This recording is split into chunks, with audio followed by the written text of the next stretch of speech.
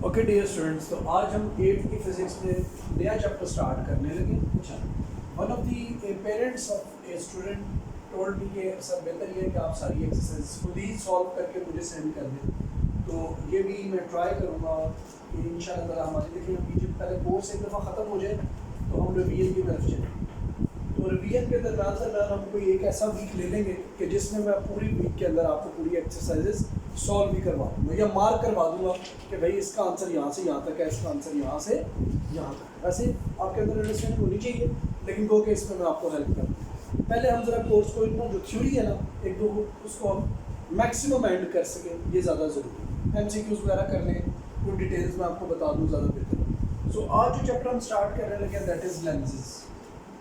So before going into the detail of lenses and chapter number 10 बनता है मेरा ख्याल है, पहले आपको दो चीज़ों के बारे में सरसरी पता होना चाहिए। प्रॉपर तरीके से चैप्टर के बाद शुरू, क्योंकि ये टफ चैप्टर है। कुछ चीज़ें आपको पता होनी चाहिए पहले, वो आप जरूर सुनिए, ठीक है जी। वो ये कि आपको पहली बात ये पता होनी चाहिए, बहुत ज़रूरी है, ठीक है। आपको सबसे पहले रिफ्लेक्शन के बारे में और रिफ्रैक्शन के बारे में पता होना चाहिए। फिर आपको पता होना चाहिए कि ये स्फेरिकल मिरर्स क्या होते हैं, और फिर आपको पता होना चाहिए ये स्फेरिकल लेंसेज क्या होते हैं, ठीक है। ये बेसिक्स है इस चैप्टर की, ये पता होनी चाहिए, ठीक है। तो होता ये कि पहले उन्होंने पिछले कुछ सालों में कुछ ना कुछ पढ़ाया होता है, तो आगे उससे आगे लेकर चल पढ़ते हैं। वो कुछ बेसिक्स पहले बच्चे की बनी होनी चाहिए ताकि उसको टेंशन ना हो समझने में टॉपिक। तो मैं आपको ज़रा थोड़ा सा इन चीज़ों के बारे में बताऊँ।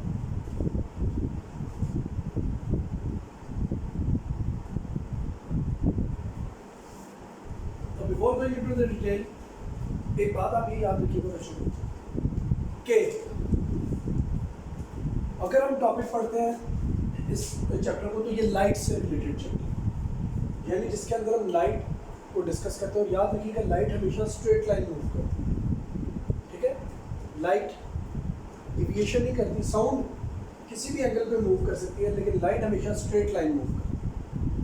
अच्छा, अब रिफ्लेक्शन आपको मैं शो करता हूँ कि रिफ्लेक्शन क्या होती है। लाइट ये कोई प्लेन मिरर है, आपने लेजर लाइट रेड कलर की ली और आप इस जगह पर खड़े थे एक बार, और आपने स्ट्रेट बीम प्लेन मिरर के ऊपर मारी। आपने क्या देखा कि ये स्ट्रेट बीम इस तरफ रिफ्लेक्ट करके यहाँ पर अगर कोई बंदा भी खड़ा था तो उसके ऊपर वो टकरा गया।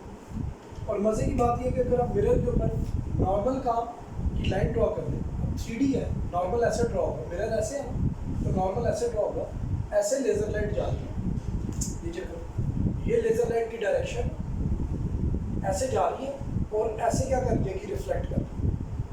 आप इस तरह करके खड़े हैं, ऐसे करके आप लेज़र से लाइट मार रहे हैं और ये रिफ्लेक्ट करके उस डायरेक्शन में जा रही है, ठीक है।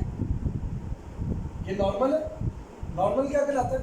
नॉर्मल लाइन कहलाती है कोई भी सरफेस है जो प्लेन मिरर है उससे आउटवर्ड लाइन 90 डिग्री एंगल पे नॉर्मल कहलाती है। जैसे एग्जांपल के तौर पर ये बोर्ड है, तो इस टाइम पर ये मेरी आर्म क्या है, ये इसका क्या कहलाएगी, ये नॉर्मल कहलाएगी, ठीक है। तो इस तरीके से ये प्लेन मिरर है। सपोज ये वाइट बोर्ड ही है, एक प्लेन मिरर है, इसके ऊपर एक साइड से मैं लेजर फेंक रहा हूँ और दूसरी साइड से लेजर क्या करेगी, रिफ्लेक्ट करेगी। लॉज ऑफ रिफ्लेक्शन ये है कि जो एंगल ऑफ इंसिडेंस होगा एंगल ऑफ रिफ्लेक्शन के बराबर होगा। ये लॉज ऑफ रिफ्लेक्शन, ठीक है जी।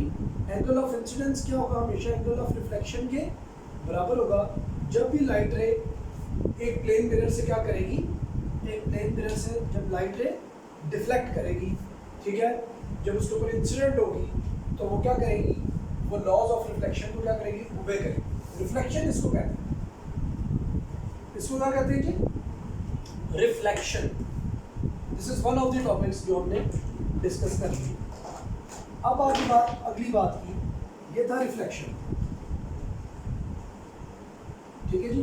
That the angle of incidence of a light ray is equals to the angle of reflection, ठीक है जी। एग्जांपल के तौर पर हम इसको किस तरह लेते हैं, like this is a plane mirror, 3D है तो हम ड्रॉ नहीं कर सकते, और ये अगर उसका नॉर्मल है, अगर ये एंगल ऑफ इंसिडेंस एक एंगल पे आ रहा है तो इसी एंगल के साथ क्या करेगी, लाइट रे रिफ्लेक्ट करेगी। लेकिन शर्त है कि मिरर बिल्कुल प्लेन होना चाहिए, स्ट्रेट मिरर होना चाहिए। जैसे ये वाइट बोर्ड है, आगे बात समझ, तो लॉज ऑफ रिफ्लेक्शन को हुए। अब ये बेसिक्स है, ये बताना जरूरी है, पता होगी तो चैप्टर को आगे आपके लिए पढ़ना आसान होगा, इसलिए मैं आज आपको 10 मिनट का लेक्चर सिर्फ बेसिक्स पे देता हूँ। सेकंड, एक और चीज़ होती है, उससे आप कहते हैं रिफ्रैक्शन। ये क्या चीज़ होती है? ये चीज़ ये होती है कि लाइट वाइज ये कोई ग्लास है, मेरे पास ये ग्लास स्लैब पड़ी है, ठीक है, और ये बाहर एयर है। आपने लेज़र बीम ही क्या की, इस ग्लास स्लैब के ऊपर इस तरीके से एंगल के ऊपर टकराई, जैसे ये इसका नॉर्मल बनी। आपने देखा कि ये लाइट रे ग्लास के अंदर से पास की, लेकिन स्ट्रेट लाइन नहीं रही, इसे स्ट्रेट जाना चाहिए था, ऐसे नहीं की, बल्कि क्या किया इसने, लाइट नहीं, आप करके भी देख सकते। आप बड़ी सिंपल इसकी आपको एग्जांपल देता हूँ। आप एक ग्लास लें, उसमें पानी डालें और उसमें एक पेंसिल को क्रॉस करके रखें। आप पता क्या अजीब बात देखेंगे, आप अजीब बात ये देखेंगे, पेंसिल आपको दो टुकड़ों में टूटी नजर आएगी, और पानी के अंदर जो पीस होगा वो आपको ज़रा मोटा नजर आएगा, क्योंकि वो लेंस की तरह एक्ट कर रहा है, और ये पतला होगा, और पेंसिल आपको टूटे हुए नजर आएगी, यानी कि आपको ब्रोकन पेंसिल नजर आएगी, ऐसे करके, कुछ ऐसे करके फिगर होती है ऐसे। जो इंटरनल पीस है वो आपको अपवर्ड या डाउनवर्ड फील हो होगा अदर पीस के साथ, ठीक है। क्यों? उसकी वजह ये कि लाइट जब एक lighter medium, air lighter medium है, ग्लास हैवियर मीडियम है, ज़मीन के ऊपर सबसे लाइटेस्ट मीडियम कौन सा है, दैट इज एयर। एयर से लाइटेस्ट मीडियम भी एक है, उसे वैक्यूम कहते हैं, लेकिन वो ज़मीन के ऊपर नहीं है, वो खला में, स्पेस में, जहाँ पर हवा नहीं होती, ठीक है। तो on the surface of the earth सबसे लाइटेस्ट मीडियम कौन सा, दैट इज एयर। लाइट रे इस लाइटेस्ट मीडियम से, इसके कंपैरिजन में हैवियर मीडियम है कौन सा, ग्लास, उसमें जब पास करती है तो बजाय इसके कि लाइट स्ट्रेट रे, ये जो नॉर्मल लाइन होती है, लाइट रे उसकी तरफ बेंड कर जाती है,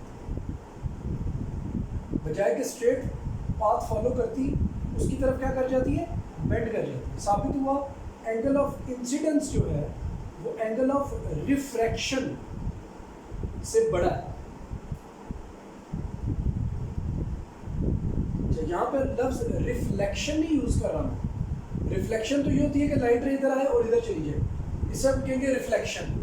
ये रिफ्लेक्शन नहीं है, ये क्या है, रिफ्रैक्शन, रिफ्रैक्ट करना।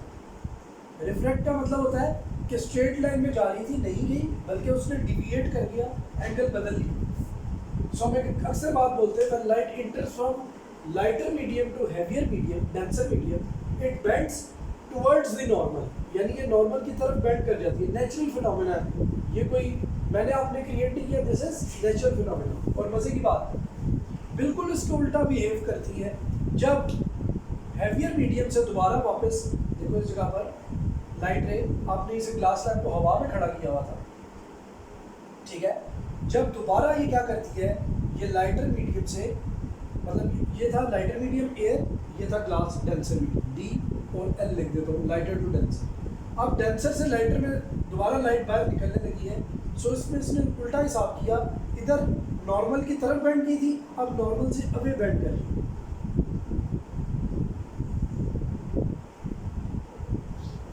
बड़ी अजीब सी बात है, नॉर्मल से अवे बेंड कर रही, इस केस में उल्टा हिसाब किया। साबित हुआ जब लाइटर से डेंसर मीडियम में गई, सो एंगल ऑफ इंसिडेंस जो था वो बड़ा था एंगल ऑफ रिफ्लेक्शन से, लेकिन जब डेंसर से लाइटर में गई तो यहाँ पर एंगल ऑफ इंसिडेंस क्या हो गया, छोटा हो गया एंगल ऑफ रिफ्लेक्शन से।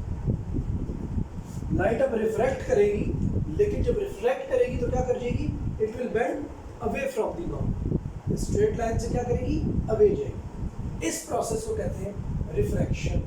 लेंसेज के अंदर यही प्रोसेस हो रहा होता है, ठीक है जी।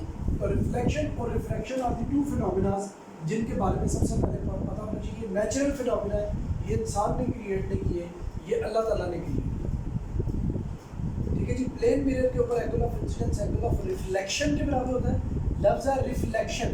लेकिन ये जो ग्लास स्लैब की मैंने आपको बात बताई है वो क्या है जी, अब मैंने 3D नहीं बनाया, मैंने 2D बनाया। Light when enters from lighter medium to denser medium, it bends towards the normal, यानी बजाय taking the straight path, it bends towards the normal such that here angle of incidence is greater than angle of reflection. ठीक है जी, angle को लिखने के दो तरीकेकार होते हैं, एक हम लिखते हैं एंगल ऐसे और एक हम एंगल लिखते हैं, ये नहीं डालते तो ऊपर कैप डाल देते हैं ऐसे, ठीक है जी. And when light goes from denser medium to lighter medium, it bends away from the normal again. उल्टा हिसाब behave करती है, and in this case angle of refraction is greater than angle of incidence. आगे बात समझ. and this is known as refraction of light. ठीक है जी, simple word में रिफ्रैक्शन ऑफ लाइट को अगर डिस्क्राइब करना है इतनी बड़ी थ्योरी एक्सप्लेन किए बगैर, तो आप कहते हैं bending of light rays, bending of light rays when enters into another medium. जब एक मीडियम से दूसरे मीडियम में इंटर हो रहे होते हैं, लाइट रे का बेंड करना क्या कहलाता है? रिफ्लेक्शन लिख दिया, रिफ्रैक्शन कहलाता है. क्या कहलाता है जी? Bouncing back of light rays is known as reflection. Simple definition: bouncing back of light rays is known as reflection, whereas bending of light rays when enters into another medium is known as refraction. इसे हम क्या कहते हैं? Refraction. There is a difference between reflection and refraction. So, अभी के लिए इतना ही काफ़ी है. मैं अभी स्फेरिकल मिरर्स के बारे में भी नहीं बता रहा क्योंकि वो भी एक बहुत बड़ी थ्योरी है, तो उसको भी इंशाल्लाह ताला पहले नेक्स्ट टॉपिक में डिस्कस करेंगे. आज के लिए इतना ही काफ़ी. इससे पहले लाइट रहे, इस चैप्टर में से रिलेटेड मैंने आपको दो बातें बताई हैं, दो बड़े लाइट के फिनोमेना बताए हैं, reflection and refraction. Reflection is कि इधर से लाइट रे आई और एक डायरेक्शन में चली, बाउंस बैक करेगी. और रिफ्रैक्शन क्या कि कोई एक सर्टेन मीडियम है, जैसे ग्लास है, जैसे पानी है, जैसे समंदर के अंदर पानी है, उधर भी लाइट रेज जब आ रही होती है ना ऐसे करके सूरज की, तो याद रखिएगा ऐसी सीधा अंदर नहीं पानी में जा रही होती, बल्कि पानी में जाते हुए क्या कर रही होती है? वो बेंड कर जाती है. क्या कर जाती है? बेंड कर जाती है. ठीक है जी, तो ये बात याद रखिएगा. यही वो वजूहात है कि अक्सर आपने पानी के, आप एक गिलास लें, बड़े मज़े की बात ये मैं बता रहा हूँ, एक गिलास ले आओ और उसके अंदर आप पानी में सिक्का फेंक दें, यानी कॉइन एक फेंक, और ज़रा हल्का सा साइड से देखने की कोशिश करें कॉइन को, तो कॉइन आपको नीचे नहीं नज़र आएगा, इधर नज़र आ रहा हो, ऊपर नज़र आ रहा हो. क्यों?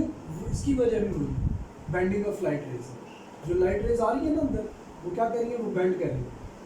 तो आपको ऑब्जेक्ट बजाय नीचे नज़र आने की क्या कर रहा है? ऊपर नज़र आ रहा है. धोखा हो रहा है आपको, अपेरेंटली आपको अबव नज़र आ रहा है. ये सारे काम आप कर सकते हैं, देख सकते हैं. आंसर वाला भी बता दिए, कॉइन वाला भी बता दिए. सो इतना ही काफ़ी है. पहले ये जनरल चीज़ें समझ लें, फिर हम चलेंगे लेंसेज की तरफ, फिर आप ज़बरदस्त तरीके से इस चीज़ को. Thank you so much students. अल्लाह हाफ़िज़.